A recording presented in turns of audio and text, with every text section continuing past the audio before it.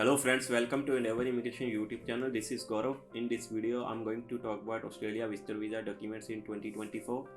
अगर आप भी अपना ऑस्ट्रेलिया का विजिटर वीज़ा अप्लाई करने जा रहे हैं तो उसमें कौन कौन से डॉक्यूमेंट्स की ज़रूरत पड़ेगी, आप इस वीडियो को एंड तक देखेंगे तो आपको पता चल जाएगा।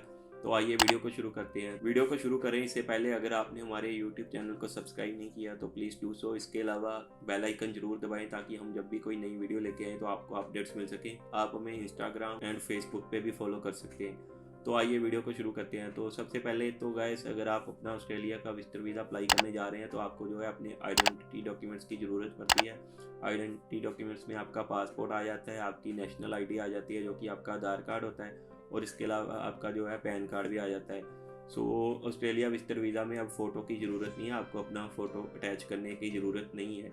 2022 में जब आप अपना वीज़ा लगाते थे या 2023 के स्टार्ट में लगाते थे तो आपको अपनी जो है जेपीजी में अपनी जो है फ़ोटो भी अटैच करनी होती थी या पीडीएफ में, लेकिन अब फ़ोटो की रिक्वायरमेंट नहीं रही। इसके बाद आ जाते हैं फैमिली टाइज के डॉक्यूमेंट्स, फाइनेंशियल स्टेटस के डॉक्यूमेंट्स, करंट एम्प्लॉयमेंट के डॉक्यूमेंट्स, प्लान्ड एक्टिविटीज़ के डॉक्यूमेंट्स, इनविटेशन के डॉक्यूमेंट्स एंड अदर डॉक्यूमेंट्स। तो आइए हम नेक्स्ट जो हमारे फैमिली टाइज के डॉक्यूमेंट्स है उसकी बात करते हैं। तो फैमिली टाइज डॉक्यूमेंट्स में आप अपने जो है फैमिली मेम्बर उनकी जो है नेशनल आईडीज़ यानी कि आधार कार्ड्स अटैच कर सकते हैं, आप अपनी मैरिज सर्टिफिकेट अटैच कर सकते हैं अगर आप अपने पार्टनर के साथ नहीं ट्रैवल कर रहे हैं या उनके साथ भी ट्रैवल कर रहे हैं, to show your family ties in India. और इसके अलावा आप अपने बच्चों के कुछ सर्टिफिकेट्स या बर्थ सर्टिफिकेट्स भी अटैच कर सकते हैं अगर आप इंडिया से अप्लाई कर रहे हैं। अगर आप पाकिस्तान से अपना जो है वीज़ा अप्लाई कर रहे हैं तो आप FRC यानी कि जो आपका फैमिली रजिस्ट्रेशन सर्टिफिकेट होता है जिसपे सारे फैमिली मेम्बर्स की फ़ोटोज़ होती हैं, आप वो भी अटैच कर सकते हैं।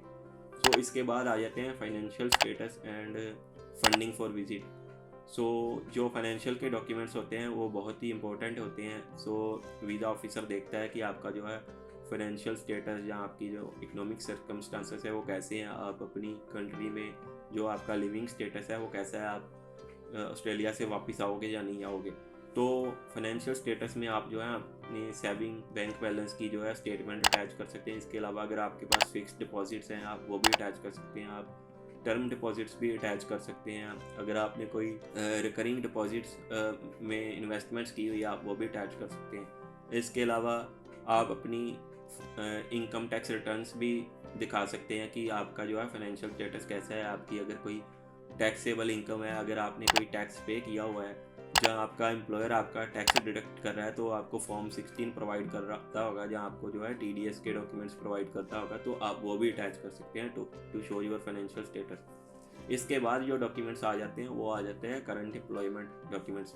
सो जो भी आपकी करंट एम्प्लॉयमेंट है, चाहे आप एग्रीकल्चरिस्ट हो, चाहे आप जो है सेल्फ एम्प्लॉयड बिजनेस रन कर रहे हो, चाहे कोई पार्टनरशिप फर्म रन कर रहे हो, जहाँ आप जो है जॉब कर रहे हो, तो आपको उसके भी डॉक्यूमेंट्स अटैच करने होते हैं to show visa officer that you have employment in India और whichever country you are living right now. तो आप जो है अपनी जॉब भी ज्वाइन करोगे जहाँ अपना बिजनेस जो है वापस आके उसकी लुक आफ्टर करोगे। तो उसमें अगर तो आप जॉब करते हैं तो आप जॉब का कॉन्ट्रैक्ट, जॉब की NOC, पे स्लिप्स, जॉब का ID कार्ड, कोई जॉब स्टेटस लेटर मिली हुई है आपको, कोई जॉब का इंक्रीमेंट लेटर मिला हुआ है, जहाँ जॉब से कोई और टैक्स के डॉक्यूमेंट्स मिले हुए हैं, ये सारी चीज़ें जो है अटैच कर सकते हो। इसके बाद अगर आप सेल्फ एम्प्लॉयड बिजनेस रन कर रहे हो, जहाँ पार्टनरशिप फर्म रन कर रहे हो, तो आप बिजनेस रजिस्ट्रेशन डॉक्यूमेंट्स अपना जैसे कि GST का हो गया, MSME हो गया, ये सारे डॉक्यूमेंट्स अटैच कर सकते हो। अगर आप कोई पार्टनरशिप फर्म रन कर रहे हो, आप जो है पार्टनरशिप फर्म के डॉक्यूमेंट्स जो कि आपकी पार्टनरशिप डीड होती है वो भी अटैच कर सकते हो। इसके अलावा अगर आपने जो फॉर्म F&B होते हैं उसमें कोई रजिस्ट्रेशन करवाई हुई है वो भी जो है आप अपने डॉक्यूमेंट्स प्रोवाइड कर सकते हो।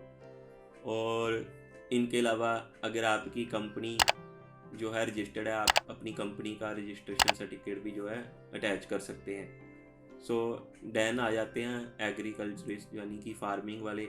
तो फार्मिंग में आप अपने JA फॉर्म्स अटैच कर सकते हो, अपना इनकम सर्टिफिकेट अटैच कर सकते हो, अपनी अगर आपने कोई टैक्स रिटर्न्स भरी हुई, वैसे तो वो टैक्स फ्री होती हैं, JA फॉर्म की ही ज़्यादा वैल्यू होती है, आप वो भी प्रोवाइड कर सकते हो। सो अगर आपके पास ये चीज़ें नहीं हैं तो अगर आपको जो अपनी एग्रीकल्चर या आप अपनी क्रॉप्स सेल करते हो तो उसकी जो इनकम आती है उसके जो बैंक में क्रेडिट्स प्रूफ है कि आप जो डिपॉजिट हो रहा है वो अमाउंट जहाँ ट्रांसफ़र हो रहा है थ्रू सेलिंग, तो आप वो भी अपने जो है प्रूफ साथ में अटैच कर सकते हैं कि आप जब अपनी क्रॉप सेल करते हैं तो आपको जो है उसकी इनकम जो है सीधी बैंक अकाउंट में आ रही है। सो देन आ जाते हैं आपकी प्लान्ड एक्टिविटीज़ के डॉक्यूमेंट्स, यानी कि पर्पज़ ऑफ विजिट के documents. So purpose of visit में आपको अपनी जो है कवरिंग लेटर अटैच करनी होती है, एंड आइटनरी अटैच करनी होती है। इसके अलावा जो है hotel booking and air ticket जो होती है वो ऑप्शनल होती है, हम वो अटैच नहीं करते, लेकिन अगर आप वो अटैच करना चाहते हैं तो आप वो भी अटैच कर सकते हो। वैसे हमने जो है बिना होटल बुकिंग और बिना एयर टिकट के ही सारे वीज़ास लिए हुए हैं, बिकॉज वो डमी अटैच करने का कोई फ़ायदा नहीं होता। अगर आपके पास कोई कन्फर्म्ड एयर टिकट्स हैं या कन्फर्म्ड होटल बुकिंग्स हैं तो वो ही अटैच करें। डमी जो 1-2-3 हज़ार रुपये में एजेंट्स लगा देते हैं वो अटैच मत करो, क्योंकि वो जो है अगर वीज़ा ऑफिसर उसको ऑनलाइन चेक कर लेता है तो वो जो है वैलिड नहीं होती।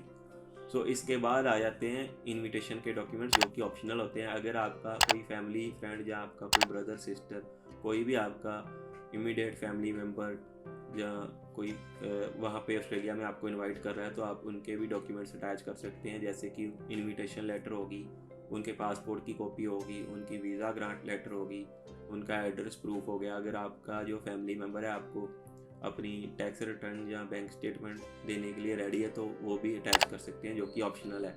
इसके बाद जो है आ जाते हैं अदर डॉक्यूमेंट्स, तो जो कि ऑप्शनल होते हैं। सो एडिशनल डॉक्यूमेंट्स में आप कोई भी इन्वेस्टमेंट के डॉक्यूमेंट्स अटैच कर सकते हैं, जैसे आपने कोई म्यूचुअल फंड्स में अपनी इन्वेस्टमेंट्स की हुई हैं या आप अपनी इक्विटी में कोई इन्वेस्टमेंट्स कर सकते हो, आपने कोई गवर्नमेंट बॉन्ड्स में जो है इन्वेस्टमेंट्स की हुई है, या आपका कोई पीपीएफ अकाउंट है, तो आप ये सारे जो है एडिशनल डॉक्यूमेंट्स भी अटैच कर सकते हो to show your financial status in India और इन योर होम कंट्री।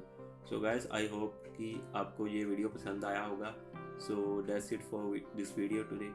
सो अगर आपको भी जो है अपना वीज़ा एंडेवर इमिग्रेशन की टीम से अप्लाई करवाना है तो आप हमें जो है दिए गए नंबर पे कॉन्टैक्ट कर सकते हैं। सो हमारे जो ऑफिस आवर्स हैं वो 9:30 to 5:30 हैं। अगर आप हमें आफ्टर आवर कॉन्टैक्ट करना चाहते हैं तो आप हमें जो है अपनी प्रोफाइल व्हाट्सएप कर सकते हैं। Thanks for watching this video, see you in the next video.